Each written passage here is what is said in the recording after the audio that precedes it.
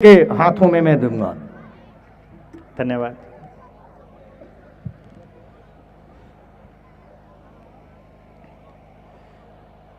Shrimati Malti Devi higher senior secondary school के इस पावन प्रांगण में मौजूद प्रधानाचार्य जी, श्री रामेश्वर प्रजापति जी, मैनेजमेंट से श्रीमती लक्ष्मी प्रजापति जी, महेश भाई,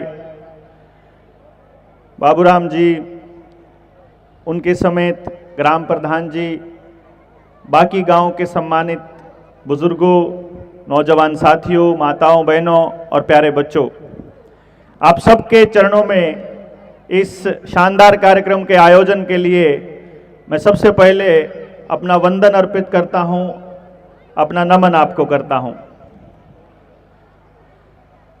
फिर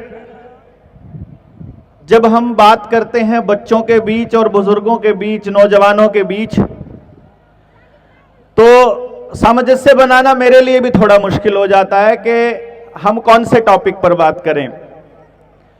तो मैं आज की इस बातचीत में, इस वार्ता में इस तरह से इस बात को रखने की कोशिश करूंगा कि यहां आने वाला हर बच्चा, बुजुर्ग, माता और नौजवान साथी सब हमसे जुड़ पाए और इस पूरे के पूरे इस तंत्र को, इस पूरी व्यवस्था को समझ पाए कि आज हमें इस तरह के कार्यक्रम करने की आवश्यकता क्यों पड़ रही है। अभी आप सब लोगों के सामने सबसे बड़ी समस्या क्या है गांव के अंदर, पहले हम इसके ऊपर नजर डालते हैं। बंद करके मुझे दे दो, मुझे दे दो। सबसे बड़ी समस्या आपके सामने क्या आ रही है? कुर्सी दे दो। मैं समझता हूं कि छोटे बच्चों से लेकर के बड़े बच्चों तक की पढ़ाई, उनका आचरण, उनका व्यवहार, उसके बाद जब वो बड़े होते हैं तो उनका रोजगार, और आज के समय तो समाज की प्रणाली इस तरह से हो गई है कि उनका वैवाहिक जीवन भी आज खतरे में पड़ा हुआ है। आप उनके बीच तलाक की संख्या को देख लीजिए, घर के अंदर हो रहे झगड़ों को देख लीजिए या दूसरे मुद्दों को, और वहां से लेकर के फिर उनके बुढ़ापे का आज क्या हो रहा है, इस पूरे तंत्र को समझिए। यदि आपको यह समझ में आता है कि जो व्यवस्था आज है वो अपने आप हुई है, फिर तो हम ये मानकर चलेंगे कि आने वाले वक्त में इसका सुधार भी अपने आप हो जाएगा। यदि आप ये समझते हैं कि ये व्यवस्था की गई है, तो फिर हम ये समझते हैं कि अगर ये व्यवस्था की गई है तो फिर खराब अगर मानोगे तो इसको ठीक भी करना पड़ेगा। तो हम कुछ मुद्दों पर आपकी राय लेना चाहेंगे ताकि हम एक मत हो सकें।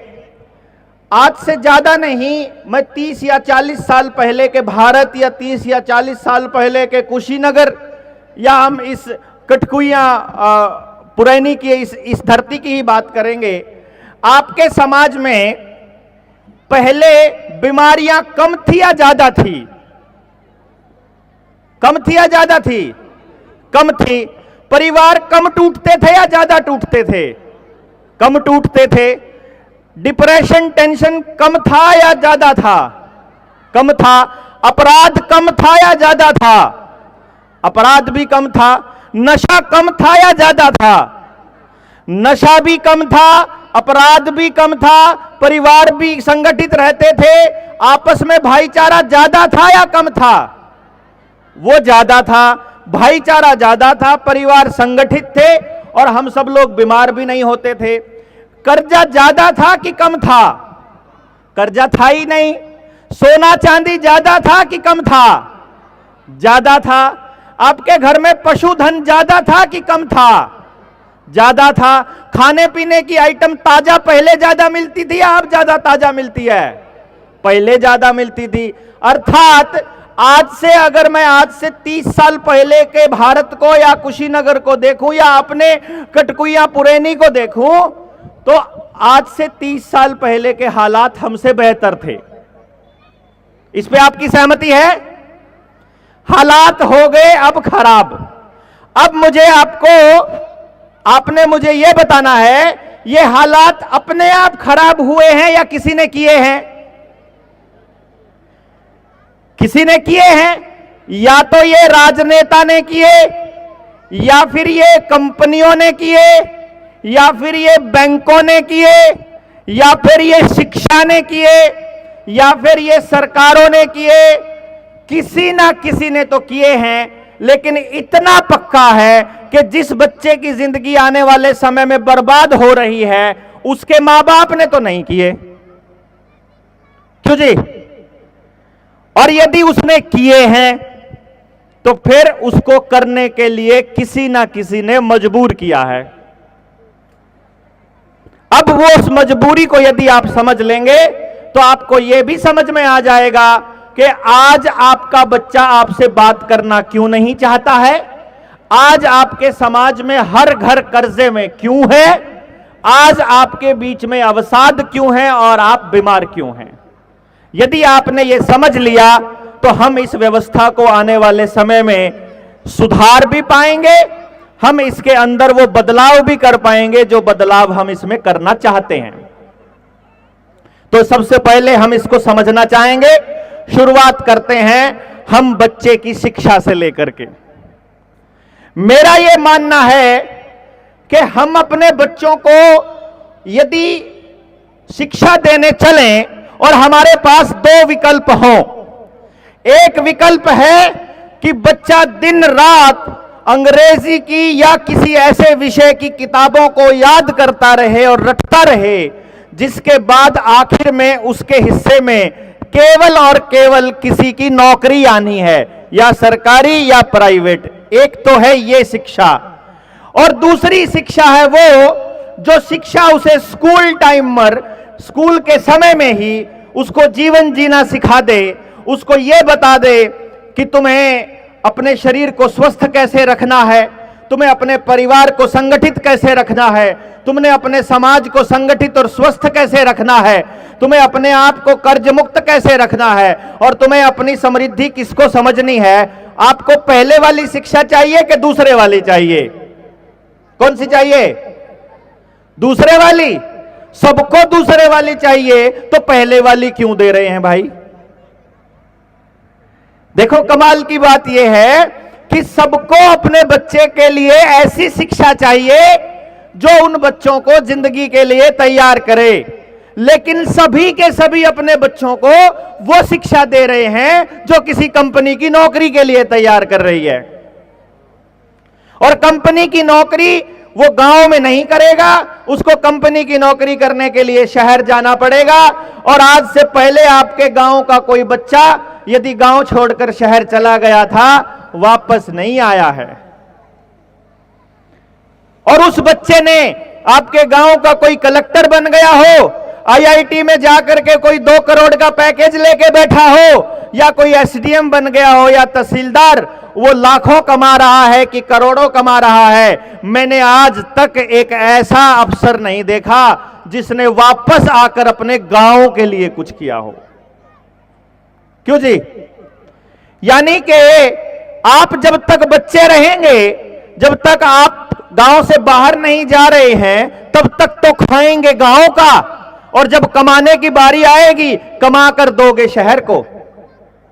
और यदि अपने गांव का प्रत्येक बच्चा यही करता रहेगा तो क्या एक दिन ऐसे हालात नहीं आ जाएंगे कि हम सारे के सारे खा खाकर गांव को खोखला कर देंगे और हम केवल शहरों को बसा देंगे? क्या ऐसी दुनिया नहीं आ जाएगी?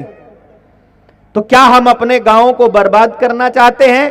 क्या हम अपने लिए ऐसी व्यवस्था चाहते हैं जिसके अंदर हमारा गांव बचे ही ना? और गांधी जी कहा करते थे, गांधी जी से पहले के लोग कहा करते थे, और सभी ये कहते थे जिन्होंने भारत को समझा है कि भारत तो गांव में बसता है, और अगर गांव को खोखला कर देंगे तो भारत को खोखला कर देंगे। यानी अल्टीमेटली हम एक ऐसी एजुकेशन सिस्टम में काम कर रहे हैं जो हमारे भारत को खोखला कर रही है। वो चाहे शिक्षा की व्यवस्था हो, वो चाहे न्याय प्रणाली हो। न्याय प्रणाली का खेल समझ लीजिए। आपके पास एक व्यवस्था ऐसी है जिसमें गांव में कोई चोरी हो गई, किसी ने किसी के साथ गलत व्यवहार कर लिया या किसी के साथ कोई गलत चीज हो गई या कोई अपराध कर दिया। एक व्यवस्था है जिसमें पूरे गांव के मौजूद लोग, समझने वाले लोग, न्याय को समझने वाले लोग एक जगह पर बैठे, दिन में बातचीत करें, पूरी बात का खुलासा हो, जिसने जो गलती करी है वो गलती पता चले, गलती के बाद अपराधी को वहीं पर सजा दे दी जाए और फाइनल मामला हो जाए, जिसमें 1 रुपए का खर्चा ना होता हो। एक तो न्याय व्यवस्था है ये, और दूसरी व्यवस्था है ये जिसमें जब की गलती हो जाए तो उसमें जिसने अन्याय किया है उसके खिलाफ यदि पीड़ित व्यक्ति जाकर के कहीं पुलिस में कंप्लेंट करने लग जाए तो पुलिस वाला उस पीड़ित करने वाले के साथ मिलकर पीड़ित व्यक्ति को और पीड़ित करे, वो पैसा खा करके उसी के ऊपर अन्याय करे और फिर वो मुकदमा हो जाए दोनों के ऊपर, फिर दोनों के दोनों पुलिस को भी पैसा दें, वकील को भी पैसा दें, फिर जजेस को भी दें, पहले लोअर कोर्ट में दें, फिर डिस्ट्रिक्ट कोर्ट में दें, फिर हाई कोर्ट में दें, फिर सुप्रीम कोर्ट में दें और फिर आखिर में मर जाएं। मतलब न्याय कभी भी ना हो। तो आप कौन सी व्यवस्था चाहते हैं, पहले वाली के दूसरे वाली? लेकिन ताकत तो हम दूसरे वाली को दे रहे हैं। शिक्षा भी आप वही दे रहे हो जो आपको नहीं चाहिए, न्याय प्रणाली को भी उसी को सपोर्ट कर रहे हो जो आपको नहीं चाहिए। अब हम बात करते हैं राजनीतिक तंत्र की। राजनीति आपको ऐसी चाहिए जिसमें वहां गद्दी पर बैठा हुआ आदमी हमारा चुना हुआ हो, हमसे पूछे बिना कोई निर्णय ना लेता हो, और जब किसी संसद या उस विधायक परिषद के अंदर यदि जाता है या किसी विधायिका में बैठता है या विधानसभा में बैठता है या संसद में बैठता है, वो वहां बैठने से पहले, बात करने से पहले अपने गांव, अपने समाज की बात को लेकर के जाए और हमारी बात रखे। ऐसी न्याय व्यवस्था, मतलब ऐसी राजनीतिक व्यवस्था चाहिए, या आपको इस तरह की व्यवस्था चाहिए कि वो एक पार्टी उसको लॉन्च करे, पार्टी उसको बताए क्या करना है, और वहां पर भी वो विधानसभा में भी और लोकसभा में भी और संसद में भी वो वही बोले जो उसको पार्टी कह रही हो और पार्टी लाइन से बाहर ना जाता हो। अपना प्रतिनिधि चाहिए कि पार्टी का प्रतिनिधि चाहिए? लेकिन हम चुनते तो पार्टी वाले प्रतिनिधि को हैं, हम चुनते तो जाति के हिसाब से हैं, हम चुनते तो उसके हिसाब से, हम अपने मुद्दों के हिसाब से, हमारा आदमी तो हम चुनते ही नहीं। भाई हम न्याय प्रणाली उनकी मजबूत कर रहे हैं, हम राजनीति उनकी मजबूत कर रहे हैं, हम शिक्षा प्रणाली उनकी मजबूत कर रहे हैं। अगले नंबर पर आ जाते हैं खेती, क्योंकि पूरे गांव से जुड़े हुए मसले हैं ये, इन बच्चों के भविष्य से जुड़े हुए मसले हैं। कल को जब हम इन बच्चों को एक समाज देने की कोशिश करेंगे, कैसा समाज दे रहे हैं ये हम लोग तय करेंगे। एक खेती की प्रणाली वो है जिसमें आपको कोई केमिकल इस्तेमाल नहीं करना है, बीज आपका अपने घर का है, मेहनत करने वाले लोग आपके अपने घर के और अपने समाज के हैं, जिसमें उत्पादन का खर्चा शून्य है और जितना भी पैदावार होता है वो सारा आपका है। यह खेती की व्यवस्था। और दूसरी खेती की व्यवस्था है जिसमें आपको हल जोतने की बजाय आपको ट्रैक्टर चलाना पड़े तो कंपनी को पैसा जाए, उसमें डीजल पेट्रोल डालो तो कंपनी को पैसा जाए, फिर बीज डालो तो कंपनी का डालो, फिर पेस्टिसाइड यूरिया डीएपी डालो तो कंपनी का डालो, फिर उसके अंदर पानी देना हो तो बिजली कंपनी की डालो, फिर उसके अंदर कटाई करनी है तो फिर वो जो मशीनों से ही कटाई करो तो कंपनी को बेनिफिट जाए, और फिर ढुलाई के लिए भी कंपनी को जाए, जिसमें पहले दिन से लेकर के आखिरी दिन तक केवल सारा पैसा, सारा खर्चा कंपनियों को जाता हो, और उसके बाद जब आपकी कमाई की बारी आए तो फिर सरकार कह दे कि एमएसपी नहीं मिलेगा, इतने में बिकेगा। पहले वाली खेती की व्यवस्था चाहिए कि दूसरे वाली चाहिए? पहले वाली चाहिए, लेकिन कर तो हम दूसरे वाली रहे हैं। देखो, इन बातों से मुझे कुछ बातें समझ में आ रही हैं। शिक्षा, अब आते हैं स्वास्थ्य के ऊपर। शिक्षा हो गया हमारा, स्वास्थ्य के ऊपर। स्वास्थ्य के अंदर आपके पास दो व्यवस्थाएं हैं।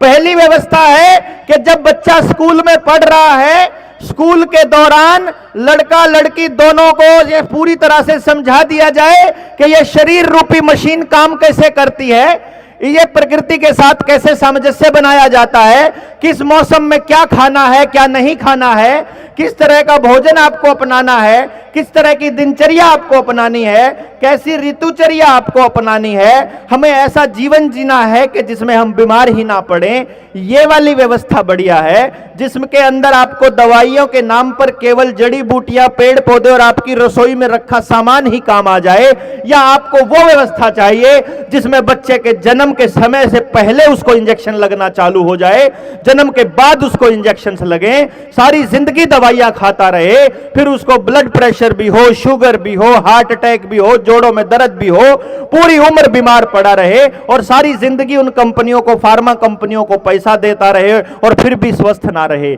आपको कैसे वाला मेडिकल व्यवस्था चाहिए?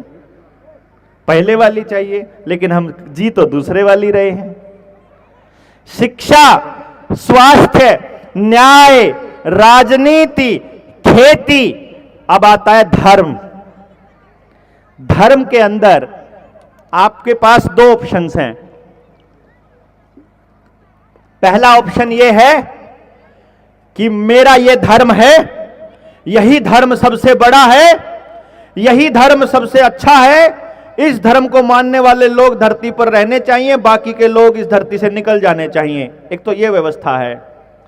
एक दूसरी व्यवस्था है कि परमात्मा का पूजन मेरा व्यक्तिगत विषय है, मैं जिस मान्यता को मानना चाहता हूं यह मेरा विषय है। मैं अपने खेत में रखे अपने पूर्वज को मानना चाहता हूं, गांव में रखे अपने दादा खेड़े को मानना चाहता हूं, मंदिर में रखे शिवालय को पूजना चाहता हूं, या मस्जिद में रखे अपनी कुरान को पूजना चाहता हूं, यह मेरा विषय है, यह मेरा व्यक्तिगत विषय है। मेरा विषय, मैं जिस जाति में पैदा हुआ, मैं जिस धर्म को मानता हूं, मैं जिस पंथ को मानता हूं, वो बढ़िया हो सकता है, सबसे बढ़िया भी हो सकता है, लेकिन दूसरे वाले को भी अपना अधिकार है कि वो भी जिसको मानना चाहे मान ले, उसकी आस्था उसकी, मेरी आस्था मेरी। लेकिन हमको ये समझना है कि एक बाग तभी सुंदर लगेगा जब उसमें सारे अलग अलग रंग के फूल होंगे। सारे सफेद हो जाएंगे तो भी खराब, सारे केसरिया हो जाएंगे तो भी खराब, सारे के सारे एक रंग के हो जाएंगे तो सुंदरता गायब हो जाएगी। तो आपको पहले वाली धार्मिक व्यवस्था चाहिए कि दूसरे वाली?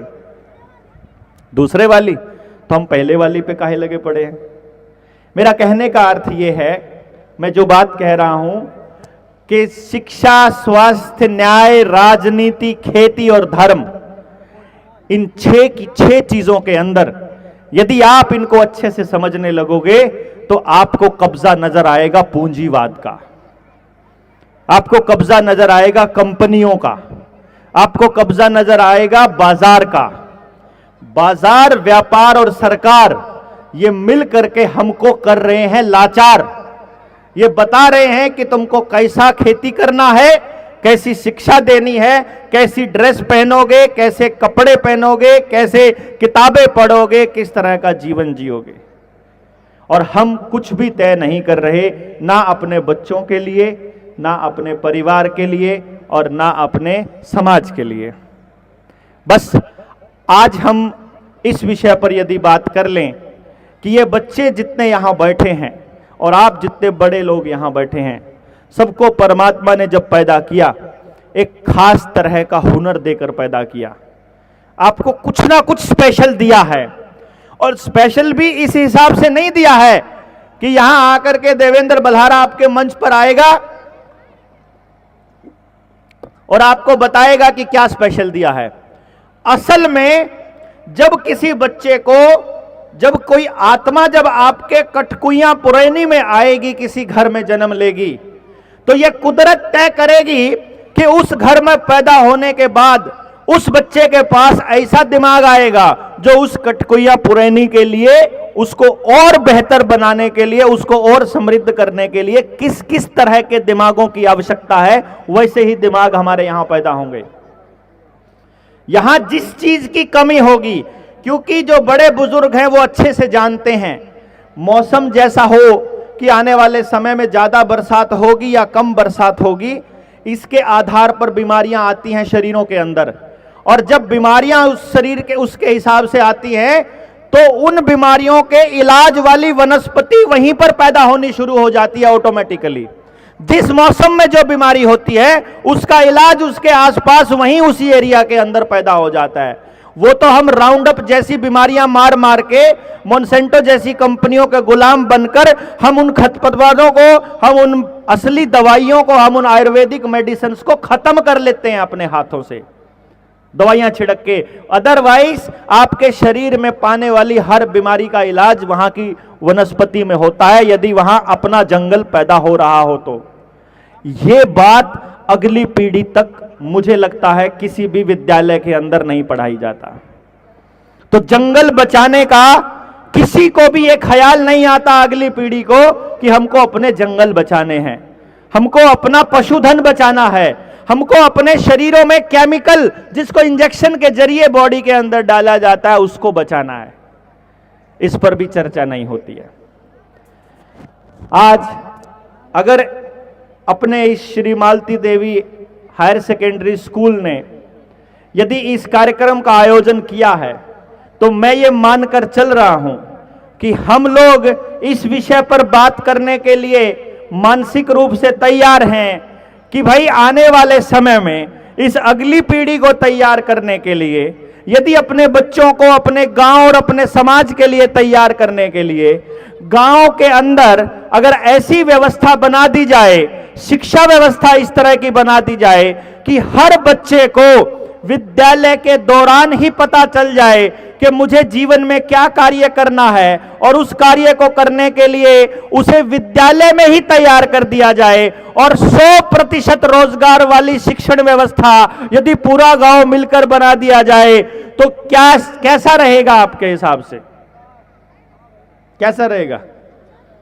मतलब देखिए, सबसे बड़ी समस्या आज के समय में क्या है कि ना तो माँ बाप को पता कि मेरे बच्चे के पास कैसा दिमाग है, ना ही स्कूल के शिक्षकों को ट्रेनिंग के दौरान ये सिखाया जाता कि मेरे बच्चे के पास, जो स्कूल में बच्चा पढ़ रहा है उसके पास कैसा दिमाग है।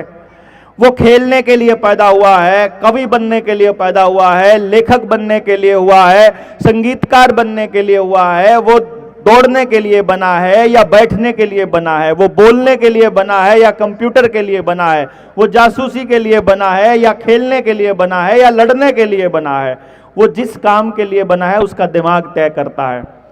दुर्भाग्य ये है कि हमें अपना काम बाई चांस चूज करना पड़ता है, ना कि बाय चॉइस, यानी अपनी मर्जी उसमें बिल्कुल कुछ भी नहीं चलती है। और उसका सबसे बड़ा कारण एक ही है सबसे लास्ट में, वो है टेलीविजन, या इसको कह लीजिए स्क्रीन, या कह लीजिए सिनेमा, या कह लीजिए वीडियो, या कह लीजिए फिल्में, या कह लीजिए नाटक। मतलब स्क्रीन हमको बता रही है कि जीवन कैसा जीना है, कपड़े कैसे पहनने हैं, साधन कैसा लेना है, कार कैसी लेनी है, बोलना कैसे है, रहना कैसे है, कैसा आचरण करना है, कैसी व्यवस्था होगी, ये सब कुछ हमको टीवी स्क्रीन के जरिए प्रोग्राम किया जा रहा है। और ये असर हमारी नई पीढ़ी पर भी धीरे धीरे आपको देखने को मिल रहा होगा। आज आपके बच्चों को मोबाइल स्क्रीन पकड़ा दिया गया है सिस्टम के द्वारा कि सारे काम कंप्यूटर पर होंगे, और बच्चा अपनी ही दुनिया में खोया हुआ है। उसे मालूम ही नहीं है कि उसके समाज में क्या हो रहा है, उसके गांव में क्या हो रहा है। उसकी उन जरूरतों को पूरा करने के लिए जो टीवी स्क्रीन ने पैदा की हैं, मां बाप कर्जे पे कर्जा ले रहा है, मां बाप पैसा उधार ले रहा है, किसान क्रेडिट कार्ड के नाम से भी निकाल रहा है कि मुझे घर बनाना है तो पैसा चाहिए, मुझे गाड़ी लेनी है तो पैसा चाहिए, मुझे शादी ब्याह इस तरह का करना है तो बहुत सारा पैसा चाहिए, मुझे ये वाले कपड़े अपने बच्चे को देने हैं तो पैसा चाहिए, मुझे ये वाली शिक्षा इस स्कूल में पढ़ाना है, इतनी महंगी पढ़ाई, इतनी महंगी कोचिंग करानी है तो पैसा चाहिए, मुझे ये सुविधाएं अपने बच्चे को देनी है तो पैसा चाहिए, खेती करने के लिए अलग पैसा चाहिए, बीमारियों के इलाज के लिए अलग पैसा चाहिए, थाना कोर्ट कचहरी के लिए अलग चाहिए, दूसरी चीजों के लिए अलग चाहिए, और हर तरफ से पैसे की जरूरत पैदा कर दी। और उतना पैसा गांव में पैदा नहीं नहीं होता तो फिर हर आदमी को या तो उसकी जमीन गिरवी रख के किसान क्रेडिट कार्ड के नाम पर, या उसके पास जितने कागज हैं उनके आधार पर, या उसके पास जितनी प्रॉपर्टी है उसके नाम पर, और जब आदमी की प्रॉपर्टी खत्म हो जाए तो उसकी घर की औरतों को सेल्फ हेल्प ग्रुप के नाम पर हर आदमी को कर्जे में डाल दिया जाए।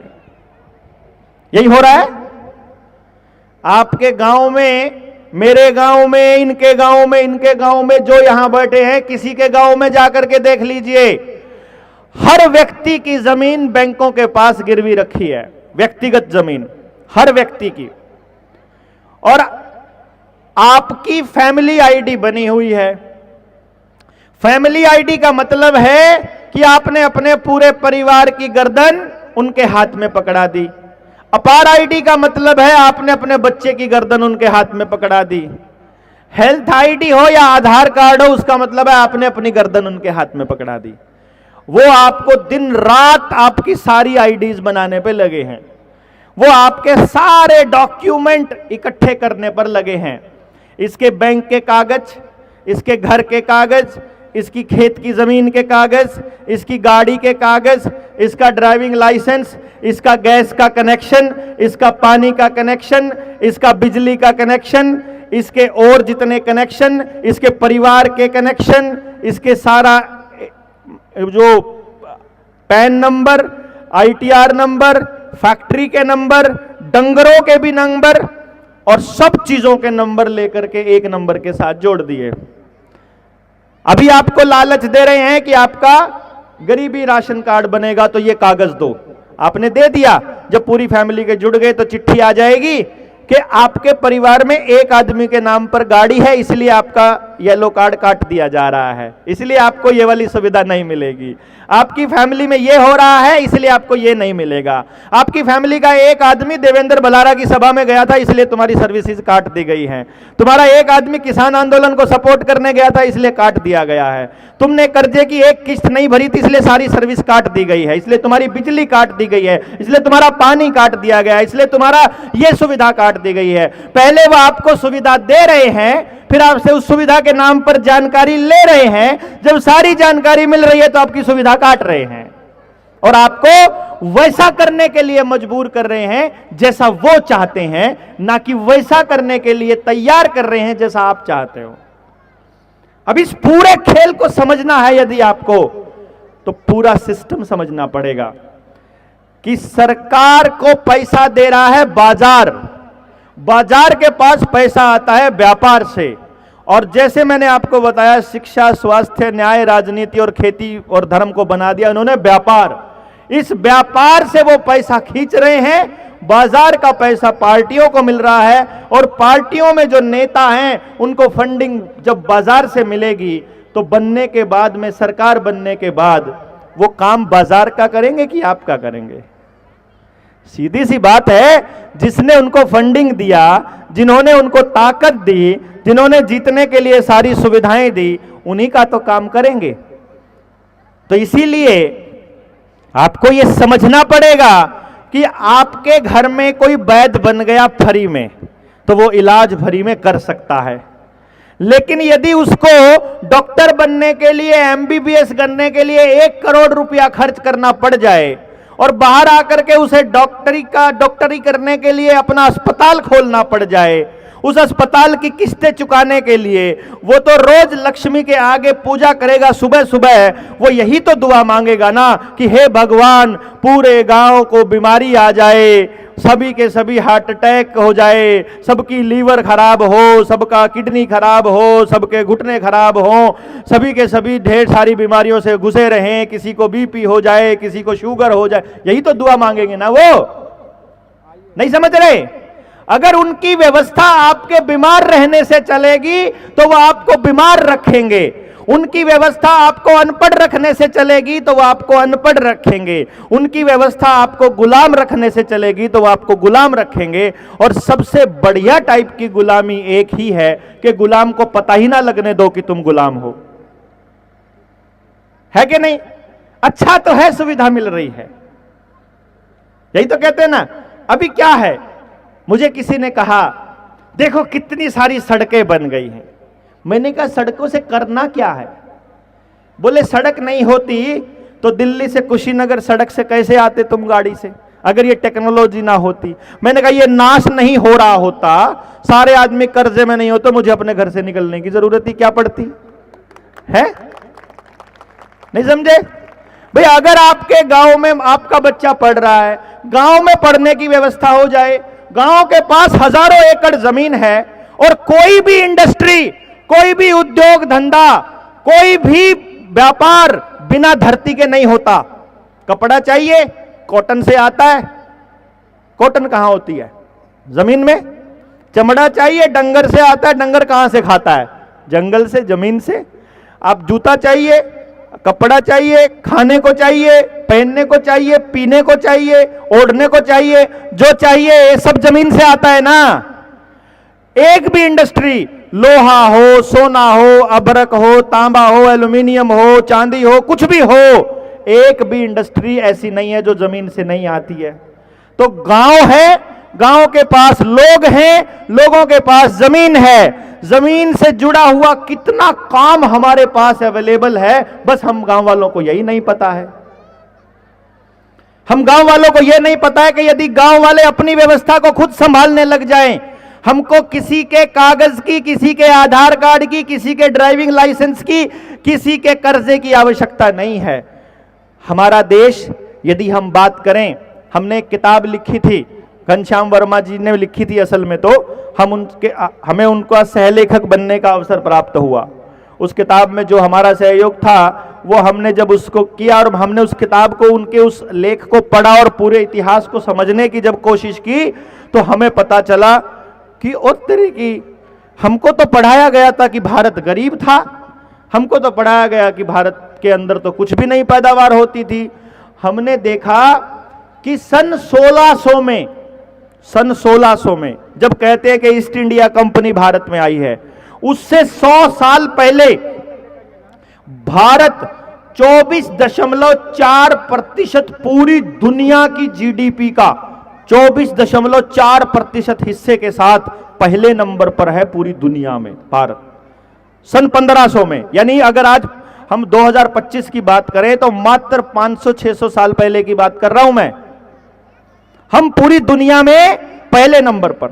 ईस्ट इंडिया कंपनी आती है, जो कि आजकल उसका नाम है फॉरेन डायरेक्ट इन्वेस्टमेंट, अब उसका नाम एफडीआई है, अब उसका नाम मल्टीनेशनल कंपनियां हैं, एमएनसी। आजकल उसका नाम गुड़गांव में बेस है, आजकल वो बेंगलोर में बेस है, आजकल वो दिल्ली में बेस है। जो पहले ईस्ट इंडिया कंपनी थी, आजकल वो अलग अलग कंपनियों के नाम से आते हैं।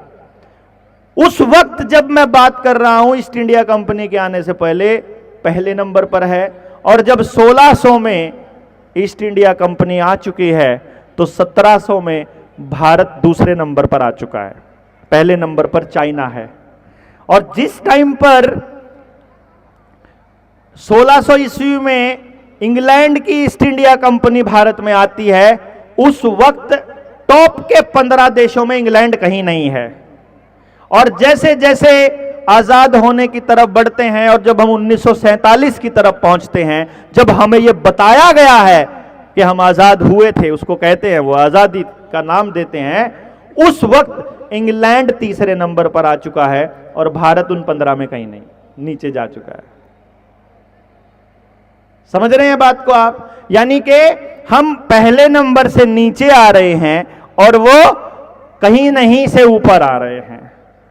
अगर हम इस पूरी व्यवस्था को नहीं समझेंगे तो हमें पता नहीं चलेगा कि अब ऐसा क्या हो गया कि हर घर के अंदर बीमारी आ गई, अब ऐसा क्या हो गया कि हर घर के अंदर कर्जा आ गया, हर घर के अंदर झगड़ा आ गया, हर घर के अंदर तनाव आ गया, हर घर के अंदर परेशानियां आ गई, पूरे समाज का टूटना हो गया। ऐसा क्या हो गया? ऐसा होने का एक ही कारण है कि गांव ने चर्चा करनी बंद कर दी। सब अपने अपने घर में अपने टेलीविजन, अपना मोबाइल, अपनी रेडियो, अपना फोन, अपना बस अपने अपने में लग गए और ये भूल गए कि भाई गांव के परले सिरे पर अगर कहीं नशा बिक रहा होगा, अभी वो आपके घर में नहीं आया है, लेकिन जिस दिन नशे वाले को नशा खरीदने का पैसा नहीं मिला, उस दिन उसका डीलर उसको बोलेगा पहले 10 कस्टमर लाके दे दो। क्यों जी? यही कहेगा ना। नशा करने वाले का स्टाइल देखा है? पहले वो नशा करने लगेगा, उसकी डोज बढ़ेगी, उसका पैसा एक दिन खत्म हो जाएगा।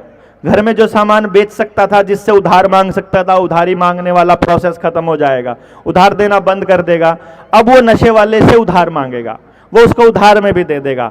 जब उसका काफी कर्जा हो जाएगा, चुकता कर भाई, पैसा वापस कर। वो कहेगा पैसा है नहीं है, पैसा नहीं है, ये लेके जा, इसको बेच के आ कम से कम 10-15 लोगों को। अब जब आदमी बेचेगा तो कहां बेचेगा? जानकारी वाले आदमियों के पास, रिश्तेदारों के बच्चों को, अपने गांव में ही तो बेचेगा सबसे पहले। क्यों जी? और जब वो 10 लोगों को बेच देगा, वो जब 10 लोग जब स्थिति में पहुंचेंगे, वो और 10-10 तैयार करेंगे तो उनको 100 तैयार करने पड़ेंगे।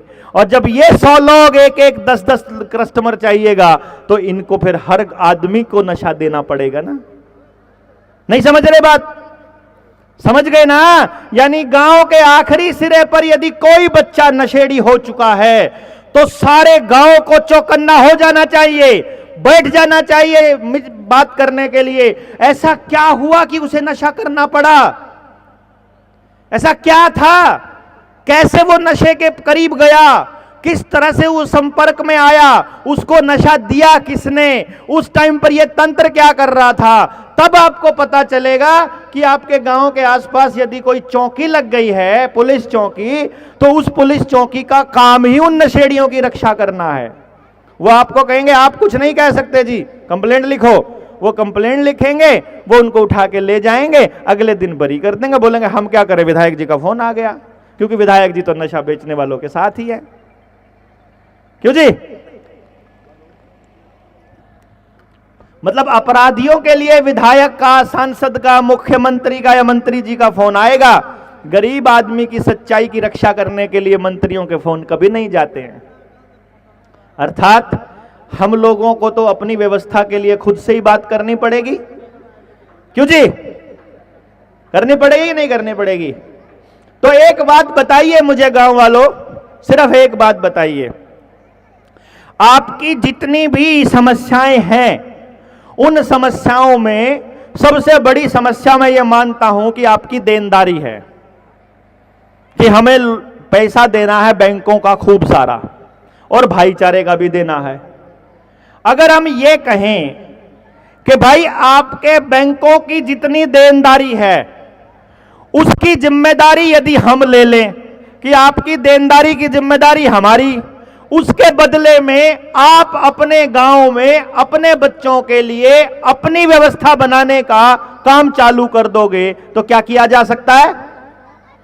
क्या ऐसा हो सकता है कि आज तक का पूरे गांव का जितना कर्जा है, यदि उस कर्जे को हम चुकता करने की दिशा में काम कर लें, तो अब आपको ऐसी व्यवस्था बनानी पड़ेगी कि आपके बच्चों को कभी भी कर्जा ना लेना पड़े?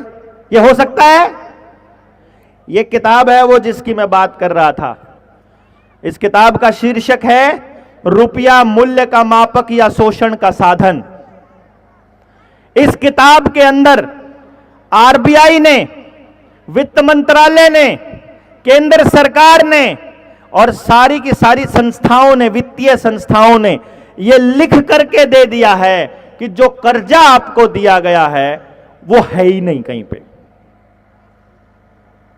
देखो कमाल की बात, आपको बस यही समझना है कि जो कर्जा आपको दिया है ना, वो कर्जा है ही नहीं कहीं पर भी।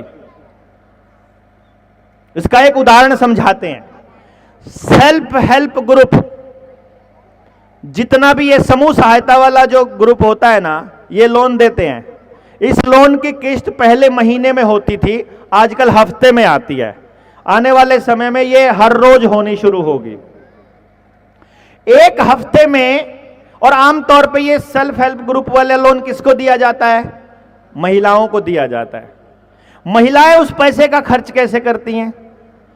महिलाओं को बिजनेस करना हमारे यहां नहीं आता, महिलाएं हमारी कहीं बाहर नहीं जाती, तो जो पैसा आ गया वो सोचती है कि कल को जो पैसा कमाएंगे हम ये चुकता करते रहेंगे हफ्ते भर में, और कहीं ना कहीं से जुगाड़ हो जाएगा। तो उस पैसे से या तो वो बच्चों के लिए कोई सामान ले आती हैं, या उस बच्चे की स्कूल की फीस भर देती हैं, या उनका पति दारू पी रहा है तो वो थोड़े से चोरी वो कर लेगा, या वो घर के कामों में थोड़ा मोटा पैसा खर्च कर देंगी। अब जब वो पैसा खर्च कर दिया, अब उनके पास किस्तें देने के लिए पैसा नहीं बचेगा, पैसा नहीं बचेगा। अब औरत को जो सबसे ज्यादा प्यारा होता है वो होती है उसकी इज्जत, खास तौर पे उसके परिवार के सामने, उसके बच्चों के सामने, अपने पड़ोस के सामने। अब जब वो कर्जा लेने वाला आएगा, रिकवरी वाला, वो आकर के बदतमीजी से बात करेगा, महिला को टेंशन होने लगेगी। वो जो टेंशन होती है उसकी वजह से महिला का जो सबसे कॉम्प्लेक्स स्ट्रक्चर है वो उसके मासिक धर्म में छुपा है। अगर उसका स्वस्थ रखना है, अगर महिला को सही रखना है, या अगर वो स्वस्थ रहेगी तो उसकी एक पहचान है कि उसका मासिक धर्म रेगुलर रहे। आप देखोगे जितनी भी महिलाएं को इस बात की टेंशन हो जाएगी, उनका मासिक धर्म इर्रेगुलर हो जाएगा। इर्रेगुलर होते ही उनको ढेर सारी दूसरी बीमारियां चालू हो जाएंगी। दूसरी बीमारियां चालू होंगी तो अब उनका परिवार भी टूटना चालू हो जाएगा। एक तरह से पूरे समाज का ताना बाना बिखेरने के लिए और उसको बर्बाद करने के लिए यह समूह सहायता वाला लोन लाया गया था कि इनके आदमी तो कर्जे में आ गए हैं, अब इनकी औरतों को भी कर्जदार बनाओ। औरतों को कर्जदार बना दिया तो अब इनके परिवार को टूटने से कोई नहीं रोक सकता। अब पैसा कैसे आया इनके पास? मान लीजिए पूरे गांव में इस समूह सहायता लोन देने वाली कंपनी ने पूरे गांव के अंदर 1 लाख और 10 लाख रुपया बांट दिया। 10 लाख रुपया बांटने के बाद 1 हफ्ते में इनकी पहली किस्त आएगी, और हम ये मानकर चलते हैं कि पहली किस्त आई उनकी 50,000 रुपया मात्र। तो वो क्या करेंगे, इसी 50,000 रुपया यहां का हो गया, 50,000 दूसरे गांव से आया, 50,000 तीसरे गांव से आया, ऐसा करते करते 10 गांव से ऐसा करके 5 लाख रुपया ब्याज का आ गया उनका। इस 5 लाख रुपए को वो फिर से लोन दे देंगे अगले गांव को। अब ये 5 लाख रुपया कौन सा है? ये वही 5 लाख रुपया है जो पहले 10 लाख रुपए का लोन दिया हुआ था। समझ रहे हैं ना बात आप? 10 लाख यहां दे रखा, 10 लाख यहां, 10 लाख यहां, यानी जो लोन दे रखा है उसी लोन का पैसा आया, उसी को अगला लोन बना दिया। अब यहां से सारा पैसा आया, उसको अगला लोन बना दिया, यानी मैं अपने 100 रुपए को ही बार बार लोन पर दे रहा हूं। मेरे पास हैं 100 रुपए, लेकिन मैंने इसको 1000 रुपया इनको भी दे रखा, इनको भी दे रखा, इनको भी दे रखा, इनको भी दे रखा, उसी 100 रुपया में से 100 रुपया सबको दे रखा है। तो इस तरह से मुझे लेने 1000 रुपए हैं, जबकि मार्केट में है ही 100 रुपए। नहीं समझे? और ये कानूनन जुर्म है। कानूनन जुर्म क्या है? ब्याज के पैसे को मूलधन में कन्वर्ट करना कानूनन जुर्म है। अब यह बात को कंपनियों को पता है, इसीलिए वो सबसे पहले आपसे ब्याज वसूल करते हैं। कहेंगे अभी तो ब्याज ब्याज आया है, मूल तो सारा बाकी बचा है।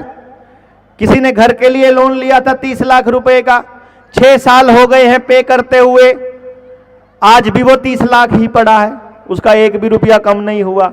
बैंक में जाकर पूछते हैं तो कहता है भाई क्या करें, अभी तो ब्याज ब्याज आया, अभी तो और भी ब्याज आना है, मूलधन तो शुरू भी नहीं हुआ। यानी कि जितने भी व्यक्तियों ने लोन ले रखे हैं, अब जमीन वाले लोन का देखो, केसीसी का क्या हाल है। सबकी जमीन बैंकों में गिरवी पड़ी है, सबने उसके ऊपर केसीसी बनवा रखी है, सबने उसको लेकर के खर्च कर रखा है। कमाल की बात यह है कि जिन्होंने लोन दे रखा है उनके पास भी कैश नहीं है, और जिन्होंने ले रखा है उनके पास भी नहीं है। आज अगर केसीसी का पैसा जमा करना पड़ जाए तो रिश्तेदारों से इकट्ठा करके देते हैं, और फिर वो ब्याज में चढ़ा के पुराने का नया करके फिर उन रिश्तेदारों को वापस करते हैं। यही तरीका अपनाते हैं। पूरे गांव में किसी के पास भी केसीसी का लोन चुकता करने के लिए पैसा नहीं है। किसी दुकानदार के पास अपनी दुकान के लिए लिया हुए लोन चुकता करने की कमाई नहीं है। सिर्फ नौकरी वाले बचे हुए हैं, उन्होंने सबने इंजेक्शन लगवा रखे हैं कोरोना वाले, उनका नंबर अगले 2-4 साल में टपकने का आ जाएगा। उनके परिवार अब धीरे धीरे हो रहे हैं। देखो आप कैसे हार्ट अटैक हो रहे हैं, कैसे ब्रेन हैमरेज हो रहा है, कैसे लकवा मार रहा है, कैसे घुटनों में दर्द है, किसी की गर्दन में दर्द है, किसी को एलर्जी है, किसी की आंख खराब हो गई, किसी के बाल खराब हो गए, किसी की स्किन खराब हो गई। आपके गांव में दिखाई दे रहा है ना कितने केसेस बढ़ गए हैं।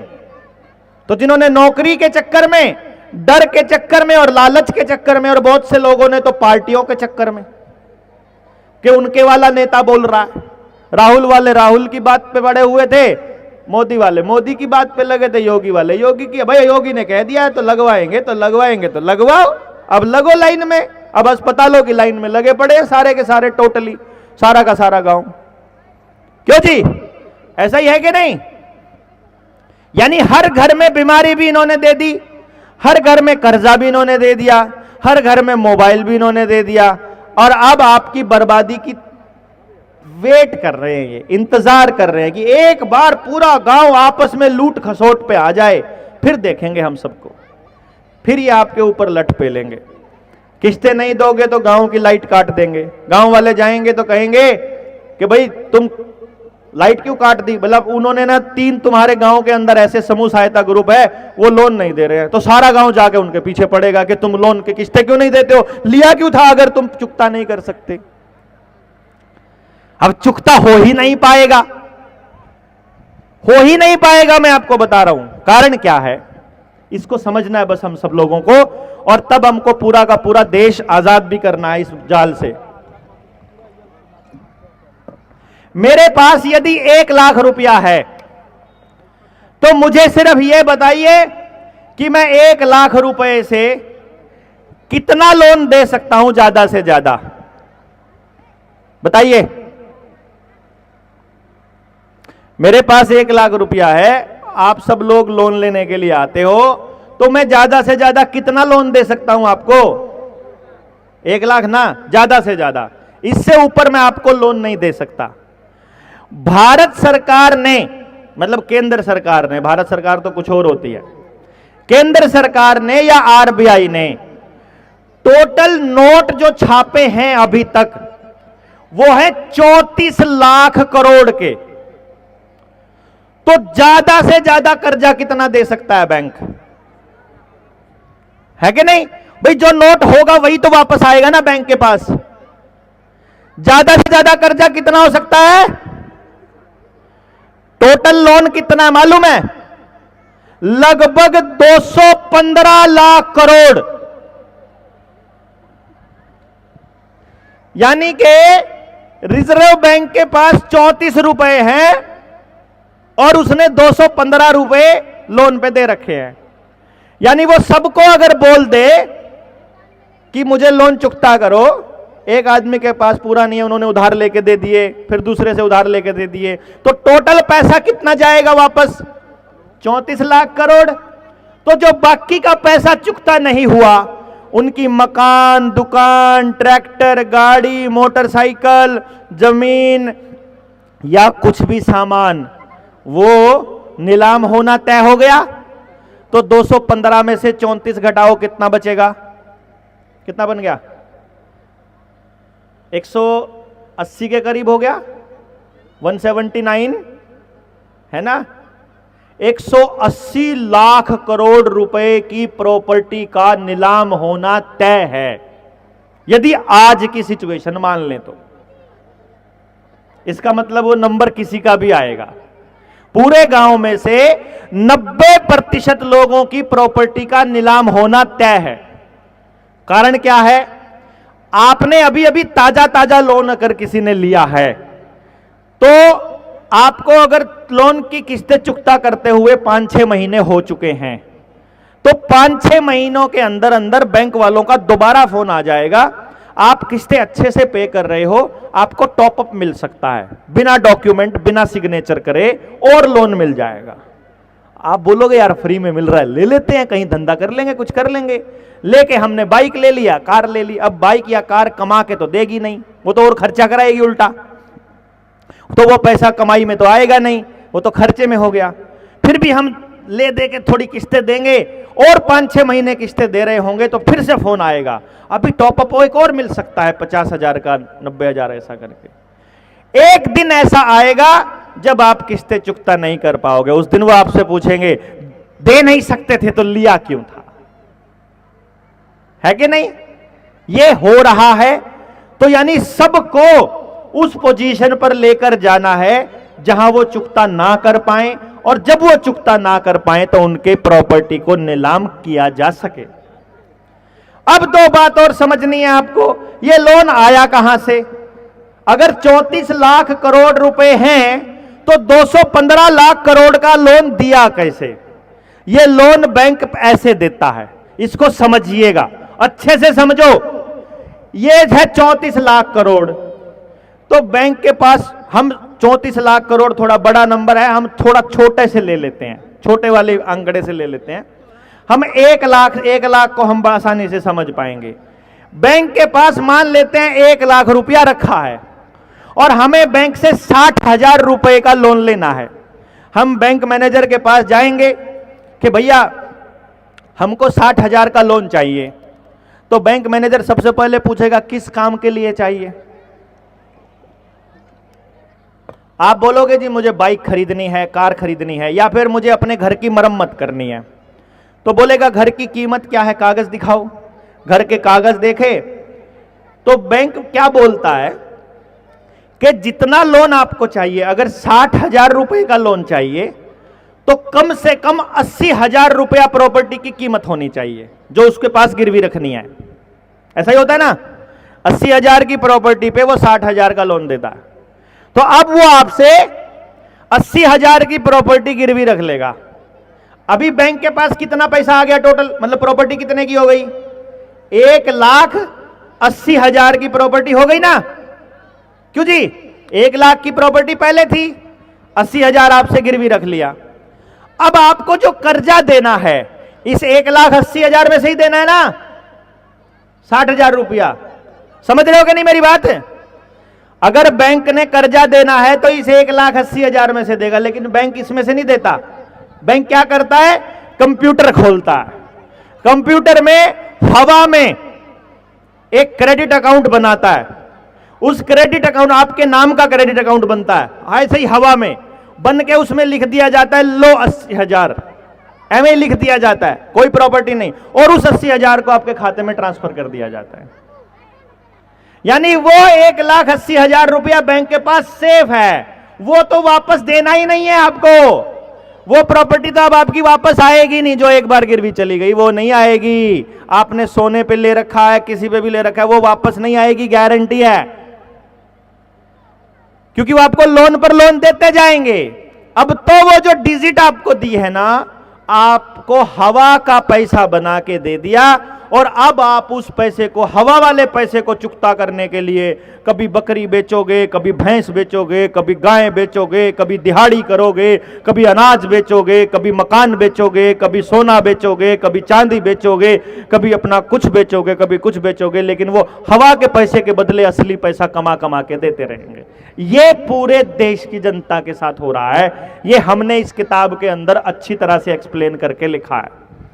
उन्होंने साफ साफ बताया है कि जो बैंकों के नोट चल रहे हैं ये सारे के सारे नकली है, सारे के सारे 1968 के बाद का हर नोट नकली है।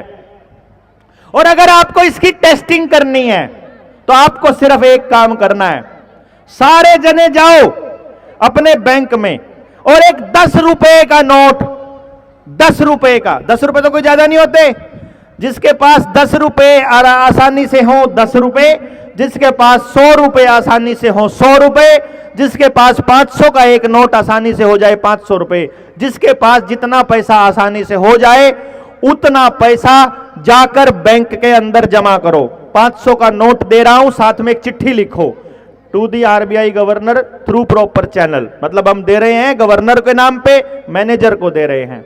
हम ये कह रहे हैं कि मैं आपको ये 500 रुपए का नोट दे रहा हूं, मुझे इस नोट के बदले में आपको मुझे रुपया देना है, क्योंकि इस नोट के ऊपर लिखा हुआ है मैं धारक को 500 रुपए अदा करने का वचन देता हूं। नहीं समझे? अगर मैं आपको लिख के दे दूं मैं धारक को 10 किलो अनाज देने का वादा करता हूं, 10 किलो गेहूं, और गेहूं हो भाई महेश भाई के पास गेहूं हो, तो आपको पर्ची देनी है महेश भाई को कि देवेंद्र भाई ने साइन करके दिए हैं, तो देवेंद्र उसके पैसे देगा महेश को, आपको देने की जरूरत नहीं है, क्योंकि उस पर लिख दिया भाई मेरी तरफ से 10 किलो गेहूं दे दो। ऐसे ही होता है ना। ऐसे ही गवर्नर ने साइन करे हुए हैं उसके ऊपर और बैंक वालों को दिया है कि जिसके पास भी ये कागज का टुकड़ा है मैं उसे 500 रुपए अदा करने का वचन देता हूं। तो अब हम मैनेजर को बोलते हैं कि मेरे को, इसका मतलब ये पर्ची गेहूं नहीं है, उस पर्ची के बदले गेहूं मिलता है। इसी तरह से ये पर्ची जो आपकी जेब में है, बैंक का नोट, प्रोमिसरी नोट, ये रुपया नहीं है, इसके बदले में रुपया रखा हुआ है वहां पर। तो आपको क्या करना है, आपको केवल अपना रुपया मांगना है। अगर ये नोट असली होगा तो बैंक आपको रुपया दे देगा, अगर नोट असली नहीं हुआ तो बैंक आपको रुपया नहीं देगा। यही है ना। और रुपया क्या होता है आपको ये भी पता चल जाएगा। और अगर बैंक नहीं देगा तो बैंक नहीं चाहता कि आपको पता चले रुपया क्या होता है। असल में रुपया क्या होता है इस किताब में हमने दिया हुआ है, आरबीआई से दस्तावेज निकाल के लाए, वो लिखा हुआ है 1 रुपया बराबर 777 मिलीग्राम सोना। 1 रुपया बराबर 777 मिलीग्राम सोना। यानी कि जितना आपके बैंकों के नोट, जब ये जेब में पड़े नोट है ना, ये जो नोट पड़े हैं, मेरे पास पड़ा है क्या, आपके पास पड़ा है, ये रहा, ये जो 500 का नोट है, 777 मिलीग्राम सोना अगर इस नोट में लेकर चले जाओ तो लगभग 6300 रुपए के नोट में आता है। और वही सोना भारत के 1 रुपए में आता है। इसका मतलब हमारे 1 रुपए की कीमत 777 मिलीग्राम सोना है।